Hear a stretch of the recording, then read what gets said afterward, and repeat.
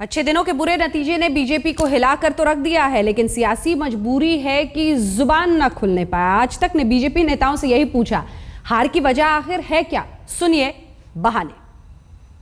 Ticket वितरण किस रूप में किया गया है और संगठनात्मक संरचना किस रूप में की गई है, यानी व्यूह रचना आपकी क्या है, इस पर भी निर्भर करता है।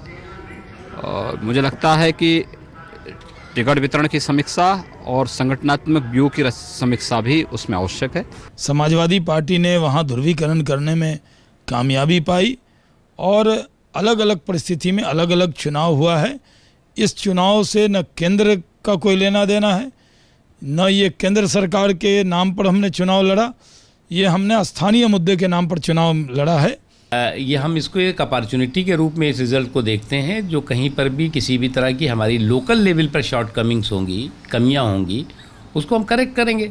और आने वाले दिनों में ये तो हम मानते हैं कि ये बहुत अच्छा है कि इस रिज़ल्ट ने हमें इस बात के लिए आगाह किया है कि अगर किसी तरह के स्थानीय स्तर पर अति आत्मविश्वास और उत्साह है तो वो करेक्ट। ये निश्चित रूप से स्थानीय लोगों ने चयन में प्रक्रिया में कुछ भूलें की होंगी, लेकिन मोदी जी की लोकप्रियता दिनों दिन बढ़ रही है, मोदी की सरकार की लोकप्रियता भी बढ़ रही है।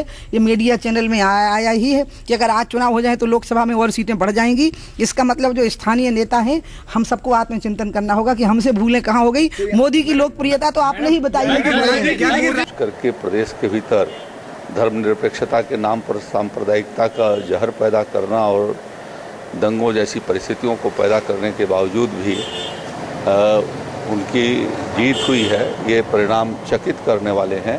ये चुनाव तो प्योरली समाजवादी पार्टी को अपनी फेस सेविंग थी और इसलिए इस परिणाम को हम नहीं मानते।